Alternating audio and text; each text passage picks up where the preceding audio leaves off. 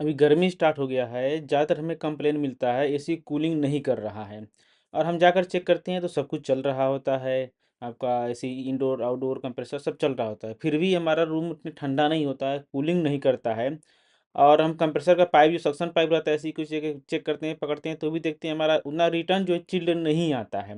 Suction pipe जो पकड़ते हैं ठंडा नहीं हो रहा है और कूलिंग नहीं हो रहा है, इससे प्रॉब्लम हो रहा है। तो हमें क्या-क्या पार्ट्स चेक करें और क्या-क्या खराब हो सकता रहेगा, क्या-क्या प्रॉब्लम हो सकता रहेगा, अगर आपका एसी ठंडा नहीं कर रहा है, सक्शन पाइप जो रहता है चिल्ड नहीं हो रहा है, रिटर्न ठंडा नहीं आ रहा है तो। ये वीडियो में इसी के बारे में कुछ टिप्स ट्रिक्स जानने वाले हैं, देखने समझने वाले हैं, जो आपके लिए बहुत ही यूज़फुल होने वाला है। कुछ टोटल हम 6 टाइप के प्रॉब्लम के बारे में जानेंगे, देखेंगे, समझेंगे। अगर आपको मालूम है तो वीडियो नए टेक्नीशियन, नए लोग के पास शेयर करें, जो लोग कोर्सेज़ कर रहे हैं, ये फील्ड में आना चाहते हैं, आप उन लोग का भी हेल्प करें, शेयर करें। कभी भी हम देख लेते हैं अगर एसी आपका स्टार्ट हो रहा है नॉर्मली और कंप्रेसर भी चल रहा है, लेकिन सक्शन पाइप जो ठंडा नहीं आ रहा है, कूलिंग नहीं हो रहा है, तो उसमें एक ही प्रॉब्लम नहीं, बहुत सारे प्रॉब्लम हो सकते रहेंगे, हो सकते रहेंगे। तो इसमें पर्टिकुलर एक ही चीज़ हम आपको बता दें तो बाद में आप बोलेंगे नहीं हमारा इसमें तो ये प्रॉब्लम नहीं है ऊपर। हम टोटली आपको कॉमन चीज़ें बताते चलेंगे, सभी चीज़ें इसमें से कोई सा भी आपके पास प्रॉब्लम हो सकता रहेगा, कोई भी चीज़ दिक्कत हो सकता रहेगा। ओके, सबसे पहले हम चेक कर लेते हैं इसका गैस। अगर एसी में गैस कम रहेगा तब क्या होगा, कूलिंग कम होगा, ठंडा नहीं करेगा। मेन इंपॉर्टेंट आपका गैस हो जाता है। सक्शन पाइप अगर ठंडा नहीं हो रहा है तो लो प्रेशर साइड का इसमें क्या है, प्रेशर बहुत कम हो सकता रहेगा। कंप्रेसर लगातार चल रहा है, कूलिंग नहीं हो रहा है, इसका मतलब क्या है, आपका कहीं कहीं कहीं न कहीं से गैस लीक हो गया। वो टाइम गेज लगाकर चेक करेंगे हमारा सक्शन और डिस्चार्ज प्रेशर कितना हो रहा है, इससे आपका प्रॉब्लम मालूम चल जाएगा। अगर सिस्टम में गैस लीक है तो गैस लीक रिपेयर करेंगे और उसमें गैस वैक्यूम करके गैस चार्ज करेंगे, ये प्रॉब्लम सॉल्व हो जाता है। उसके बाद आ जाता है आपका एक्सपेंशन वाल्व या फिर कैपिलरी ट्यूब का खराब होना या ब्लॉकेज होना। अगर आपका गैस है सही मात्रा में इसके अंदर है, सक्शन डिस्चार्ज में सही मात्रा में अगर गैस में ऑलरेडी पहले से पड़ा हुआ है, अगर है, लीक कहीं नहीं है, तो टाइम में क्या होता है, सक्शन प्रेशर कम हो जाता है, बहुत ज़्यादा कम हो जाता है। कूलिंग जो है इसका आपका बहुत कम होता है। वो टाइम में क्या हो सकता रहेगा, आपका एक्सपेंशन वाल्व का प्रॉब्लम हो सकता रहेगा। अगर सक्शन प्रेशर कम है, रिटर्न नहीं आ रहा है, ठंडा नहीं हो रहा है, तो टाइम में क्या होगा, एक्सपेंशन वाल्व हम चेक करेंगे। एक्सपेंशन वाल्व क्या होता है, इसका अंदर ब्लॉक हो जाता है, खराब हो जाता है, स्टक हो जाता है, जैसे गैस आगे पास नहीं होता है, कम शो करता है, तो टाइम में क्या होगा, डिस्चार्ज प्रेशर ज़्यादा होगा और सक्शन कम होगा और ठंडा नहीं करेगा। तो वो टाइम में हम चेक करेंगे एक्सपेंशन वाल्व हमारा खराब है तो उसे हम रिपेयर करेंगे या फिर रिप्लेस करेंगे, प्रॉब्लम सॉल्व हो जाएगा। कैपिलरी ट्यूब लगा हुआ है अगर सिस्टम में, तो टाइम कैपिलरी ट्यूब भी क्या होता है, चोकअप हो जाता है।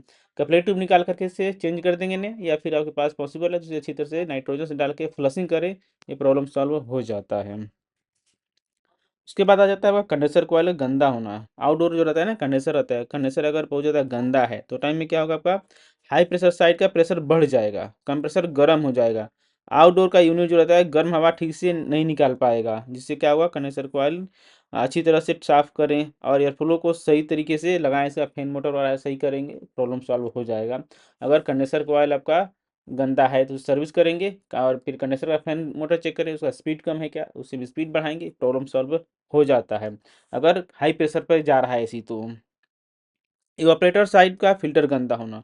अगर इवापोरेटर साइड में क्या है, आपका फिल्टर आपका गंदा है, कूलिंग कॉइल पे बर्फ जम रहा है या कंप्रेसर क्या हो रहा है, गर्म होकर ट्रिप हो रहा है, तो टाइम में क्या होगा, आपका एयर फिल्टर जो रहता है उसे हम निकाल करके खोल करके साफ करेंगे। और ज़रूरत पड़ेगा जैसे ब्लोअर वगैरह भी चेक करेंगे, ब्लोअर मोटर गंदा है, नहीं चल रहा है, क्या चीज़ है, उससे भी हम चेक करेंगे, प्रॉब्लम यहाँ से भी हो सकता रहेगा। उसके बाद आता है आपका इलेक्ट्रिकल प्रॉब्लम होना। इलेक्ट्रिकल प्रॉब्लम में क्या हो गया आपका, जैसे कि कैपेसिटर, रिले, वायरिंग इसका जल गया, बरस्ट हो गया है, इस तरह से अगर है तो क्या होगा, कंप्रेसर क्या होगा, आपका कंप्रेसर का फैन चालू होगा बंद होगा, चालू होगा बंद होगा, या फिर कंप्रेसर ही ऑन ऑफ होगा, तो टाइम में भी क्या होगा, कूलिंग मेंटेन नहीं कर पाता है, कूलिंग नहीं होता है सिस्टम में। तो टाइम हमें क्या करना होगा, इसमें कैपेसिटर चेक करेंगे, कैपेसिटर खराब है तो चेंज करेंगे, या फिर कंडेंसर फैन का चेक करेंगे, उसका रोटेशन बैरिंग वगैरह सही चल रहा है कि नहीं चल रहा है, फिर उसे हम सॉल्व करेंगे, ठीक करेंगे।